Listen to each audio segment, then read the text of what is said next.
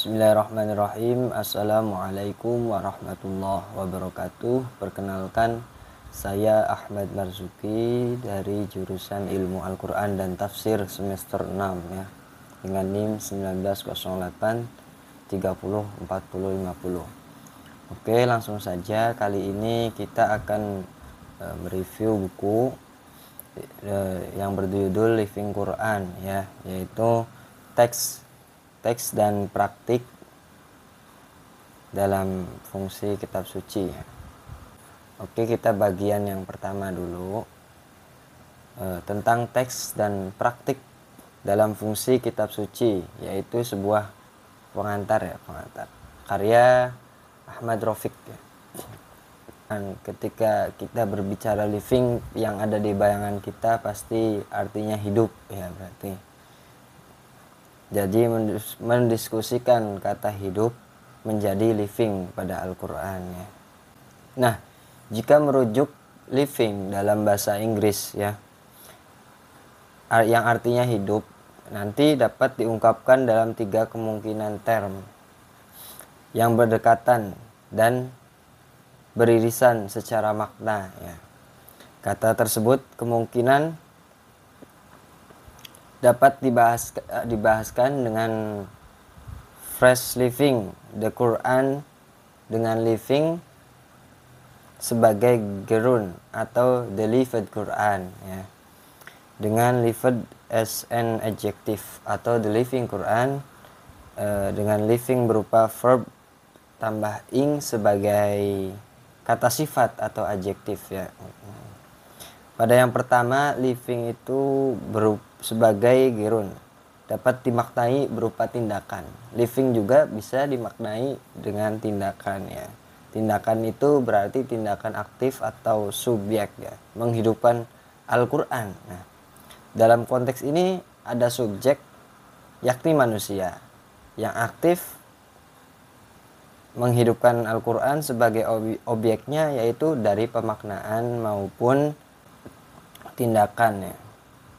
Al-Quran ditempatkan sebagai objek tindakan sehingga ia menjadi teks yang hidup, atau lebih tepatnya dihidupkan oleh tindakan atau perilaku subjek ya.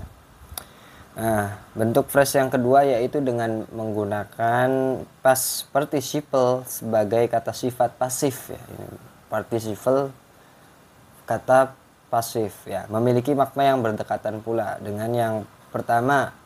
Nah, tapi kalau yang ini hanya saja tekanannya bukan kepada subjeknya, tetapi pada Al-Quran sebagai objek kata benda ya, yang menerima tindakan yang membuat Al-Quran menjadi hidup atau dihidupkan. Nah, sifat hidup ini pada Al-Quran diadakan atau dihadirkan oleh subjek yang tadi itu. Nah, sekalipun subjeknya tidak dinyatakan. Nah, sementara itu bentuk phrase yang ketiga yaitu dengan menandai Al-Quran sebagai kata benda. Nah, sama ya, berarti kata benda tapi yang dijelaskan dengan kata sifat aktif, yaitu living ya, aktif verb tambah ing ya, aktif, yang berarti berbeda dengan bentuk phrase kedua yang tadi. Dalam konteks ini Al-Quran disebut hidup tidak hanya dalam kerangka sebagai objek saja gitu, objek pasif dari pemaknaan atau tindakan manusia, tetapi juga sebagai subjek yang aktif yang turut menentukan makna dan bentuk tindakan atau praktik ya.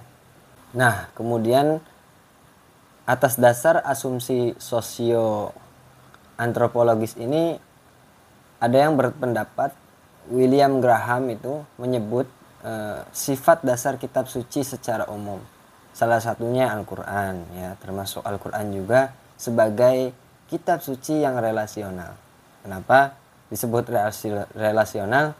Karena sebuah teks menjadi kitab suci atau scripture itu tidak dengan sendirinya, tetapi ketika ada orang yang menghubungkan dirinya dengan teks tersebut, nah, baik dari lisannya maupun tulisan yang dianggap suci lah, dengan berbagai cara, baik menerima, membaca, memaknai atau memperlakukan ataupun menggunakannya ya.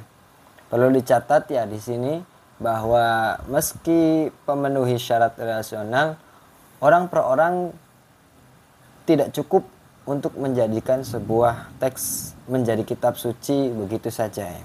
Nah, orang per orang ini perlu terhubung satu sama lain secara sosial sehingga melahirkan tindakan atau praktik bersama yang disebut Graham tadi dengan community of faith atau masyarakat yang meyakininya ya. Harus ada yang meyakininya disaksikan oleh masyarakat ya.